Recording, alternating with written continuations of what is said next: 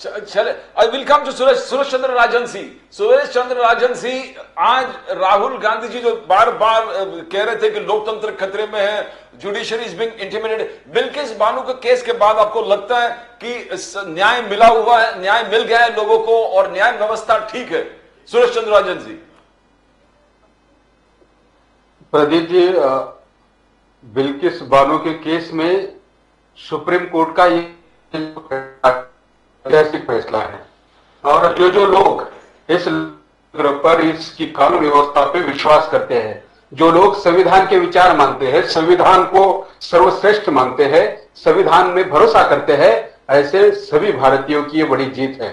आपको मालूम होगा कि भारतीय जनता पार्टी के गुजरात सरकार ने इन बिल्किस बानो के बलात्कारियों को रिहा करने का पाप किया था और आज सुप्रीम कोर्ट ने उन्हीं बलात्कारियों को फिर से जेल में डालने का आदेश दे दिया है। इसके कारण भारतीय जनता पार्टी का महिला विरोधी जो चेहरा है, ये विकास यात्रा निकालकर भारत में यह जो यात्रा निकालते हैं, झूठा प्रचार करते हैं, लेकिन महिलाओं के ऊपर बलात्कार किया जाता है, उन बलात्कारियों को रिहा करने का ये गुजरात में बीजेपी सरकार आदेश देती है। इससे भारतीय जनता पार्टी का महिला विरोधी जो नीति है, महिला विरोधी इनकी जो सोच है, ये स्पष्ट होती है। और भारतीय जनता पार्टी के प्रवक्ता आज यहां पे जो बातें कर रहे हैं, राहुल गांधी हमेशा सच और लोगों को भय से बाहर निकालने का काम करते हैं, सच की बातें करते हैं, सच दुनिया के सामने लाने का बात करते हैं। और ये महाशय तो नरेंद्र मोदी जी को महामानव बोलने लगे हैं। मतलब आप एक नेता को महामानव में देख रहे हो, इससे आपको यह साबित होता है कि ये इसी सोच लेके चलते हैं कि नरेंद्र मोदी के सिवा इस देश में कोई है ही नहीं है। लेकिन मैं उनको बताना चाहता हूं, जिस विकास यात्रा के माध्यम से झूठ अलग अलग योजनाओं का प्रचार प्रसार करते हैं, इन सारे प्रचार प्रसार और झूठ का पर्दाफाश करने का काम राहुल गांधी जी के नेतृत्व में पूरे देश में भारत जोड़ो यात्रा के माध्यम से हुआ है। और ये बोलते हैं कि राहुल गांधी की जो स्टेटमेंट होती है वो बचकंडी होती है, लेकिन नरेंद्र मोदी जी और इनका शीर्ष वरिष्ठ नेतृत्व जानता है कि राहुल गांधी एकमात्र ऐसा बब्बर शेर इस देश में है जो अपोजिशन में काम करता है। उन्होंने भारतीय जनता पार्टी और नरेंद्र मोदी, अमित शाह से लेके इन भारतीय जनता पार्टी और संघ की नींद हराम करके रखी हुई है। तो मुझे ऐसे लगता है कि भारतीय जनता पार्टी आज जिस तरह से महिलाओं की जो सहानुभूति दिखाते हैं, लेकिन असल में काम ये महिलाओं के विरोध में करते हैं। पांडे जी साहब, सुरेश नांगियार जी, हाँ बोलिए। भारतीय जनता पार्टी के प्रवक्ताओं को डिबेट शो में किस तरह से बात करते हैं, इसके बारे में थोड़ा डिसिप्लिन सिखाओ। ये झूठ बोलो, बार बार झूठ बोलो, तानाशाही करो, ये इस तरह की बातें नहीं होगी। नाम्बियार जी, मैं इनको बोलिए, मैं जब बात कर रहे थे बोल रहे थे, वो बोल दिया, आप बात कीजिए, बोलो सुरेश चंद्र जी बोलिए। आप बोलिए, लेकिन गलत मत बोलिए कि मुझे बीच में बोलना पड़े। सुरेश चंद्र जी बोलिए। जनता पार्टी की एक भारतीय जनता पार्टी की एक नीति है कि गांधी परिवार के ऊपर बार बार हमला किया जाए, और उसी नीति के कारण ये प्रियंका गांधी हो, सोनिया गांधी हो, राहुल गांधी हो, इनके ऊपर लगातार हमले करते हैं। लेकिन ये लोग भूल जाते हैं कि ये वही गांधी परिवार है जिस गांधी परिवार ने इस देश के निर्माण के लिए अपनी प्राणों की आहुति दी है। और रहा बात महिला आरक्षण, हम तो बार बार कहते हैं, बिल्किस बानो के जो हत्यारे गुजरात सरकार ने जब उनको रिहा किया था, इसी भारतीय जनता पार्टी के कार्यकर्ता पदाधिकारी पूरे स्टेट में उत्सव मना रहे थे, त्योहार मना रहे थे, उनका स्वागत कर रहे थे। इससे आपको भारतीय जनता पार्टी की विचार और उनकी विचारधारा स्पष्ट होती है। सर, आज ये महिला आरक्षण की बात कर रहे हैं भारतीय जनता पार्टी के प्रवक्ता, लेकिन महिला आरक्षण का 2024 के चुनाव के पहले इस तरह की घोषणा करते हैं, लेकिन आपको मालूम है, पूरे देश जानता है कि महिला आरक्षण का आने वाले चुनाव में भी उसका कोई फायदा महिलाओं को नहीं होने वाला है। ये आदिवासी महिलाओं को इस देश के राष्ट्रपति बनाने की बात करते हैं, लेकिन जब नए संसद भवन का निर्माण होता है तो उस संसद भवन के उद्घाटन में उस राष्ट्रपति को नहीं बुलाते हैं। इससे भारतीय जनता पार्टी की जातिवादी, धर्म और जाति की जो सोच है, जो भेदभाव की नीति है, जो द्वेष की राजनीति है, वो सामने आती है। और आज ये बोल रहे हैं कि राम मंदिर निर्माण हो रहा है, उसके खिलाफ कांग्रेस पार्टी है। ऐसा किसने कहा भाई साहब आपको? भारतीय जनता पार्टी इस तरह का प्रभु रामचंद्र जी का ठेका लेके नहीं बैठ सकती। प्रभु रामचंद्र जी पूरे भारतीयों का एक आस्था का विषय है, सबके दिल में बैठते हैं, सबके मन में बैठते हैं। राम मंदिर निर्माण हो रहा है, उसका हमें आनंद है, हमें खुशी है।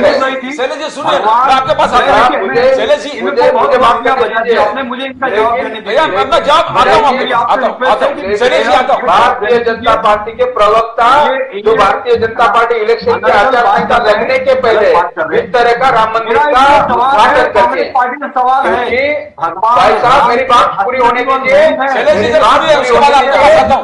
सवाल शैलेश पांडे जी जरा सुनिए, सुप्रीम कोर्ट में हलफ पांडे जी जरा सुनिए। महाराष्ट्र में लड़ाई लड़ेगी, महाराष्ट्र में पिछले चुनाव के टाइम में आचार संहिता लगने के पहले महाराष्ट्र के नहीं पूरे देश के आराध्य दैवत छत्रपति शिवाजी महाराज के स्मारक का अरबी समुद्र में इसी तरह से उद्घाटन किया था। ये गलत है। आप ये गलत नहीं है। खिलाफ हमेशा जो अरे नागिया साहब इनको बताओ जरा, थोड़ा बात करने दो हमें। शैलेश जी मैं आपके पास, आप भगवान राम के सनातन धर्म को ही मैं नहीं मानने को तैयार है। पांडे जी तिवारी जी का सुनते हैं हम लोग। आप न्यूज चैनल पे आपने जो बात की है शैलेश जी, अब तिवारी जी का 2 मिनट सुनिए। जनता समझदार है, सब देख रही है, समझ रही है। आप बोलिए ना, जो भी डीएमके के समाजवादी पार्टी भाई साहब आपने पिछले इलेक्शन के पहले अरबी समुद्र में छत्रपति शिवाजी महाराज के स्मारक का उद्घाटन किया था। आपके यही प्रधानमंत्री मुंबई में आके अरबी समुद्र में आके छत्रपति शिवाजी महाराज के स्मारक का उद्घाटन किया था। कहाँ है वो छत्रपति शिवाजी महाराज का स्मारक? क्या प्रोग्रेस हुआ है ये महाराष्ट्र जानता है। महिला आरक्षण की बात करते हो, महिला आरक्षण का रेजुलेशन पास करते हो, क्या लागू हुआ? अभी जो 5 राज्यों के इलेक्शन हो गए वहां पे महिलाओं को आरक्षण का बेनिफिट दे पाया? नहीं, ये आपके जुमले हैं और आपका ये झूठ को ये पूरा देश एक्सपोज होते हुए देख रहा है। तो मुझे ऐसे लगता है कि आप जो झूठ है वो लोगों के सामने रखने की आपकी जो नीति है, आपको जो ट्रेनिंग दिया जाता है ना, उसको आप ईमानदारी से आपकी भूमिका निभा रहे हैं। लेकिन देश सच और झूठ के अंतर को जानता है और हम संविधान के ऊपर भरोसा करने वाले लोग हैं। इस देश के कानून व्यवस्था पे भरोसा करने वाले लोग हैं। इस देश के लोकतंत्र को मानने वाले लोग हैं। तो हमें जब तक इस देश का संविधान जिंदा है, जब तक इस देश का संविधान यहां पे कायम है, तब तक बिल्कुल बानो जैसे कई पीड़ित लोगों को न्याय मिलते रहेगा, चाहे जितना भी भारतीय जनता पार्टी उस अपराधी को बचाने का काम करे। उस रथ का संचालन किसने किया था? उस रथ का सोमनाथ से जो अयोध्या रथ यात्रा शुरुआत हुई थी, उसका रथ का संचालन आज के देश के प्रधानमंत्री आदरणीय नरेंद्र मोदी जी ने किया था। आपका रिपोर्ट कार्ड बहुत जबरदस्त है। मोदी जी के रिपोर्ट कार्ड आपने पढ़ा है, बहुत जबरदस्त पढ़ा है। करोड़ों हिंदुओं के, करोड़ों भारतीयों के ऊपर बात करने के लिए बोलिए, बेरोजगारी के ऊपर बात करने के बोलिए, सबके खातों में 15 लाख रुपए डालने की बात कर रहे थे। अब 4 मिनट का सुनिए, 2-3 मिनट धर्म और भगवान के नाम से लोगों का पेट तिवारी जी के बाद आपका धर्म, जाति और भगवान का नाम लेने से इस देश के इंसान का पेट नहीं भरेगा। उनको रोजगार चाहिए, उनको अच्छा हेल्थ चाहिए।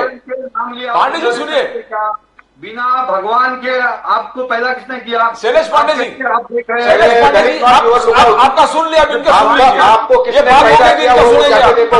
इनका सुनिए, सुरेश चंद्र जी सुनिए, राजन जी बोलिए। आप इस देश का प्रदीप जी इनको थोड़ा सा लगाम लगाओ। सुरेश चंद्र बोलिए, बोलिए राजन जी। अगर आप उनको 5 मिनट का टाइम देते हो तो मुझे भी उसी तरह से मुझे मौका मिलना चाहिए। बोलिए बोलिए। इनका मुंह बंद कर दिए। पांडे जी जरा सुनिए ना, अभी आपने खुल के बोल दिल, आपने बोल दिया, अब इनका सुनिए ना। बोलिए बोलिए राजन का मुंह बंद करिए। बोलिए बोलिए प्रदीप जी बोलिए बोलिए। ये भारतीय जनता पार्टी के प्रवक्ता ने अभी जो कहा कि आपको पैदा किसने किया, ये मैं इनको बताना चाहता हूं कि मेरे माँ बाप की शादी हुई, शादी के बाद दोनों एक दूसरे मिले, जिसके कारण मैं पैदा हुआ। लेकिन इनकी पैदाइश कहां से हुई वो मुझे मालूम नहीं है। इनकी पैदाइश कहां से मुझे मालूम नहीं। शायद हेलो प्रदीप जी, पैदा किया। प्रदीप जी, मुझे भगवान ने नहीं पैदा किया, मेरे माँ बाप ने पैदा किया। पांडे जी सुनिए, सुनिए तो सही। पांडे जी सुनिए। अरे दैट इज नॉट भगवान मानते। प्रदीप जी, पांडे जी, प्रदीप जी, या बोलिए बोलिए मुझे मालूम नहीं है ये किसकी पैदाइश है। बोलिए बोलिए, हो सकता है इनको भगवान ने पैदा किया होगा, वो जाने दो। लेकिन मेरा सवाल ये है कि ये आज इस तरह के टीवी शो में आकर जब इस देश की जनता के जीवन के संबंधित प्रश्न आते हैं, लोगों के जो एक्चुअल समस्या है, जो एक्चुअल प्रॉब्लम्स आते हैं, उसके ऊपर जब सवाल करते हैं, बहस करने की बातें आती है, तो ये भगवान, धर्म, जात को लेकर डिबेट करना शुरू कर देते हैं। मुझे एक बात बताइए, इसी देश के प्रधानमंत्री ने 2014 में कहा था कि मैं किसानों की आयु दुगनी करूंगा। आपने पूरे देश ने देखा है कि किसानों की आयु दुगनी हुई नहीं है। कई किसानों को अपने अधिकारों के लिए दिल्ली की सीमा पर जो काले कानून इन्होंने लाए थे, उस काले कानून को रद्द करने के लिए सैकड़ों किसानों ने वहां पे अपनी जानें गंवाई है। इनके मोदी सरकार के मंत्रिमंडल में का एक मंत्री का बेटा किसानों के ऊपर गाड़ी चलाकर उनकी हत्याएं करता है और उसका ऊपर कार्रवाई करने के बजाय आज भी उनके मंत्रिमंडल में वो काम करता है। इस देश के पहलवान, रेसलर जो अपने देश का सीना चौड़ा करते हैं, अंतरराष्ट्रीय स्पोर्ट्स कंपटीशन में पदक जीतते हैं, अपना देश का झंडा शान के साथ लहराते हैं, उन पहलवानों के ऊपर इनके सरकार में शामिल एक सांसद शोषण करता है, उनके ऊपर अन्याय अत्याचार करता है। इसके ऊपर ये मोदी सरकार कोई कार्रवाई नहीं करती है, वो खुलेआम घूमता फिरता है। आपको मालूम होगा 15 अगस्त 2022 को इस देश के प्रधानमंत्री अमृत महोत्सव, अमृत काल में देश के लाल किले से भाषण दे रहे थे।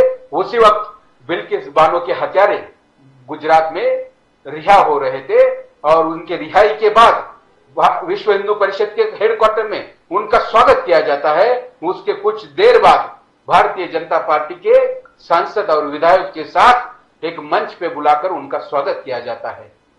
इससे आपको क्या लगता है कि ये लोग सचमुच महिला हो, यहाँ का किसान हो, यहाँ का दलित हो, यहाँ का जो अल्पसंख्यक हो, यहाँ का जो दुर्बल घटक हो, उनके लिए सचमुच काम करते हैं? बिल्कुल नहीं है। ये लोग केवल हिंदू धर्म, सनातन धर्म और भगवान का नाम लेकर राजनीति करना चाहते हैं और अपनी कुर्सी बचाना चाहते हैं। अगर ये मणिपुर की बात होती है, मणिपुर पिछले 8 महीने से लगातार जल रहा है। वहां पे लोगों की हत्याएं हो रही है, कर्फ्यू लगा हुआ है, महिलाओं के साथ बलात्कार किया जा रहा है, सरकारी कर्मचारियों की हत्या की जा रही है। लेकिन देश के प्रधानमंत्री पिछले 8 महीने से मणिपुर का म बोलने को तैयार नहीं है। लक्षद्वीप में जाते हैं, फोटो शूट करते हैं, लेकिन मणिपुर की बहु बेटियों के साथ, वहां के लोगों के साथ जो अन्याय अत्याचार हो रहे हैं, जो पीड़ित लोग हैं, उनके ऊपर ये बात करते नहीं है। मणिपुर के सारे पॉलिटिकल पार्टियों ने देश के प्रधानमंत्री को और इस सरकार को लेटर लिखा था कि वह हम सारी पार्टियां मिलकर आपसे बात करना चाहते हैं, मणिपुर के इस हिंसा के ऊपर हम कुछ उसके ऊपर सॉल्यूशन निकालना चाहते हैं। लेकिन देश के प्रधानमंत्री या भारत सरकार को इसके लिए टाइम नहीं है। और ये भाई साहब बात करते हैं कि मोदी सरकार ने उनके कार्यकाल में 5 गुना नौकरी बढ़ाने का काम किया है। लेकिन मोदी सरकार को ये पूरी देश की जनता पूछती है, मोदी जी आपने साल में 2 करोड़ रोजगार देने की बात किए थे, इस देश का हर एक बेरोजगार युवा मोदी जी को पूछता है कि भाई साहब हमारे 2 करोड़ रोजगार कहां गए? आपने इस देश के गरीब, अनपढ़, देहात लोगों को झूठा वादा किया था 15 लाख सबके खाते में डालने के लिए। इस देश का हर एक गरीब इंसान, वो जो इंसान के खाते में आपने 15 लाख डालने की बात की थी, सारे लोग भारतीय जनता पार्टी और मोदी सरकार से पूछती है कि भाई साहब हमारे 15 लाख कहां गए? और ये बात करते हैं कि हम एक शक्तिशाली राष्ट्र निर्माण करने की बात करते हैं। जब से भारतीय जनता पार्टी की सरकार इस देश में आई है, इस देश का नीलाम हो रहा है सर, देश बेचने का काम कर रहा है। देश के कई सारे प्रोजेक्ट जो कांग्रेस कार्यकाल में सक्षम रूप से बने थे, जो नफा में थे, मुनाफे में थे, ऐसे सारे सरकारी उपक्रम को भी बेचने का काम कर रहे हैं। ये मोदी सरकार और भारतीय जनता पार्टी की सरकार जो है, वो देश के गरीब लोगों के लिए, देश के जनता के लिए काम नहीं कर रही है। ये लोग अदानी, अंबानी जैसे बड़े बड़े उद्योगपतियों के लिए काम कर रही है। और मुझे ऐसे लगता है कि बिल्किस बानो की जो केस के बारे में सुप्रीम कोर्ट ने जो जजमेंट दिया है ना, ये भारतीय जनता पार्टी का सबसे बड़ा चपराक है और ये भारतीय जनता पार्टी के नेता कहीं पे भी मुंह दिखाने के लायक नहीं है। इसलिए भारतीय जनता पार्टी को और भारत सरकार को बिल्किस बानो के केस में माफी मांगनी माफी चाहिए मांगनी चाहिए। और जल्द से जल्द इन सारे बलात्कारियों को फिर से जेल में डाल देना वो तो 2 चाहिए। वीक्स के अंदर, सुरेश चंद्र जी 2 हफ्ते के अंदर बोले कि यस पांडे जी मुझे ऐसे सुनिए लगता है 2 वीक क्या है, या 2 वीक के अंदर सरेंडर उसको इमीडिएट जेल में डालना चाहिए। यस पांडे जी सुनिए। राजस्थान कांग्रेस शासित छत्तीसगढ़ को भारतीय जनता पार्टी का शासन क्यों लाया जनता ने, वहां की जनता ने? हाँ भाई साहब, कर्नाटक में भारतीय जनता पार्टी को क्यों हरा दिया? साउथ का एक भी ऐसा कोई राज्य बताइए जहाँ पे नरेंद्र मोदी, बहुत महापुरुष बोल रहे हैं ना आप, एक भी राज्य ऐसा दिखाइए जिस राज्य में आपकी सत्ता हो। में आप आंध्रा में, तेलंगाना में, तमिलनाडु में नरेंद्र मोदी जी का और उनके यशस्वी कार्यकाल का चमत्कार देखेंगे। रही मेरी अंतिम बात है, बजाज जी प्लीज, आप चमत्कार देखने की बात करते हैं, उसी तरह से भारत जोड़ो यात्रा के माध्यम से राहुल गांधी जी का जो कैंपेन चल रहा है, उस भारत जोड़ो यात्रा की जो ताकत है वो आने वाले 2024 के इलेक्शन में आप जरूर देखेंगे। भाई साहब, भारत जोड़ो यात्रा की ताकत पूरे देश ने देख लिया। भारत जोड़ो यात्रा के बाद ही मोदी जी की बड़ा जी इनको पूरे साउथ में देख रही है। इनको रोकिए पहले। जहां पे तेलंगाना में आप मुख्यमंत्री बनाने की बातें करती थी, वहां पे आपके 2 विधायक भी चुन के नहीं आते भाई साहब, और आप बोलते हैं कि नरेंद्र मोदी जी की जो विशाल ताकत है, महापुरुष है, गवा दिए, आपके मुंह पे तारीख लग गई और आप बात कर रहे कर्नाटक क्यों गवा दिया? आपको जहां पे आपकी सरकार नहीं है, जहां पे रीजनल पार्टियां अच्छी तरह से सरकार चलाती है, वहां पे लोगों की सरकार तोड़ने का पाप करते हैं।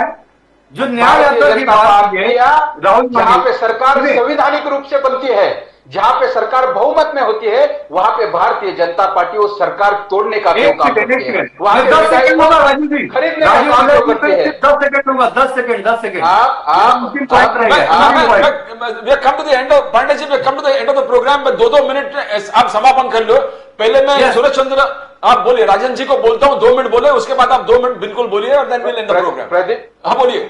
प्रदीप जी, हाँ बोलिए। मुझे ऐसे लगता है कि जिस तरह से नरेंद्र मोदी जी के विकास यात्रा की ये बात करते हैं और उसका चमत्कार साउथ में आने वाले इलेक्शन में दिखाने की बात करते हैं, बिल्कुल उसी तरह से मैं भारत जोड़ो यात्रा में पूरा 500 किलोमीटर राहुल जी के साथ चला हूं। 500 किलोमीटर मैंने भारत जोड़ो यात्रा में मैंने देखा है, लोग बदल चाहते हैं, लोग भारतीय जनता पार्टी गलत नीति के, मेरे बीच में मत बोलिए, मुझे 2 मिनट का टाइम दिया गया है, मैं 2 मिनट बात करूंगा। और भारतीय जनता पार्टी की जो गलत नीति है, लोगों के विरोध में काम कर रहे हैं, भांडवलदारों के लिए काम कर रहे हैं, इसका विरोध हम भारत जोड़ो यात्रा में लोगों के बीच में देख रहे हैं। और भारतीय जनता पार्टी ने जो जो पाप किया है, लोगों को परेशान करने का काम किया है, भ्रष्टाचारियों को सरकार में सहभागी करने का काम किया है। आपको मालूम होगा, इस देश के प्रधानमंत्री एक चुनाव रैली में राष्ट्रवादी कांग्रेस के अजित पवार के ऊपर 70,000 करोड़ का घोटाले की बात करते हैं और उसके 2 दिन बाद उसी अजित पवार को साथ में लेके सरकार में उप मुख्यमंत्री बनाते हैं। इनके सरकार के कई सारे मिनिस्टर्स भ्रष्टाचार से मलिन हो चुके हैं।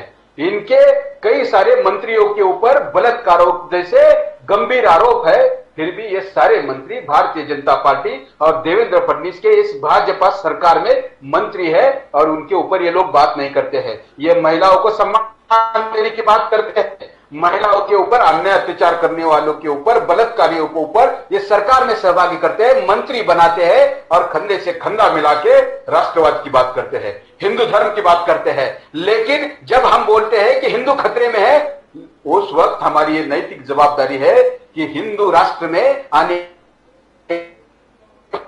यहाँ का किसान जब खतरे में है, उस वक्त इनके ऊपर भी बात करनी चाहिए, जो आज ये लोग नहीं कर रहे हैं। ये केवल झूठे राष्ट्रवाद, धर्म, जाति के नाम से लोगों को मुख्य विषय जो है, मुख्य सब्जेक्ट है, उससे डाइवर्ट करके लोगों को गुमराह कर रहे हैं। लेकिन आने वाला 2024 का जो इलेक्शन है, इसमें पूरी तरह से भारतीय जनता पार्टी पराजित होगी, ये आप ठान लिए। बस भारत को तोड़ा किसने? अरे पाकिस्तान अलग हुआ, बांग्लादेश अलग हुआ, एक तो कांग्रेस की नीति, नेहरू की नीति के कारण देश के 2 टुकड़े हुए। भारत माता के 2 टुकड़े किए किसने? कांग्रेस ने किए। पाकिस्तान भारतीय जनता पार्टी के प्रवक्ता को मैं पूछना चाहता हूँ, ये बात करते हैं इस देश भारत में आप पाकिस्तान से याद हिंदू राष्ट्र, क्योंकि हम देश के संविधान बनाने वाले लोग हैं और डॉक्टर बाबा साहब अम्बेडकर मोदी ने जो संविधान दिया है, उस संविधान भारत देश सेकुलर राष्ट्र है, सेकुलर राष्ट्र रहेगा। देश की जनता ने आपको 3 राज्यों में हरा कर दिया है, और मैं डंके की चोट पे कहता हूँ, 3 राज्य की छोड़ो, आने वाले दिनों में पूरा देश आपको हराएगा, पूरे देश में आपकी हार होगी। नरेंद्र मोदी इस देश की जनता उन्हें फिर से बनाई थी, उनके गरीब कल्याण नीति के कारण, उनके भारत विकास के नरेंद्र कारण मोदी का जादू खत्म हो चुका है, इसलिए आज आप जाति धर्म और राम जैसे भगवानों का सहारा ले रहे हो। जनता, लेकिन प्रभु रामचंद्र भी आपको नहीं बचाएंगे, क्योंकि कर्नाटक में आपको मालूम होगा, कर्नाटक में नरेंद्र मोदी जी ने हनुमान जी का सहारा लेने की बात की थी। हनुमान जी को उनको Thank you, gentlemen. Thank you so much. We have come to the end of the program. Shailesh ji, thank you so much. Shailesh ji, thank you so much. Suresh Chandra Rajan ji, thank you very much. The debate was fantastic. Pandit ji, thank you very much. It was fantastic debate. I like the debate. Suresh Chandra ji, I like the way you debated. Thank you so much. That's the end of the debate today. Tonight, that's the end of the night tonight.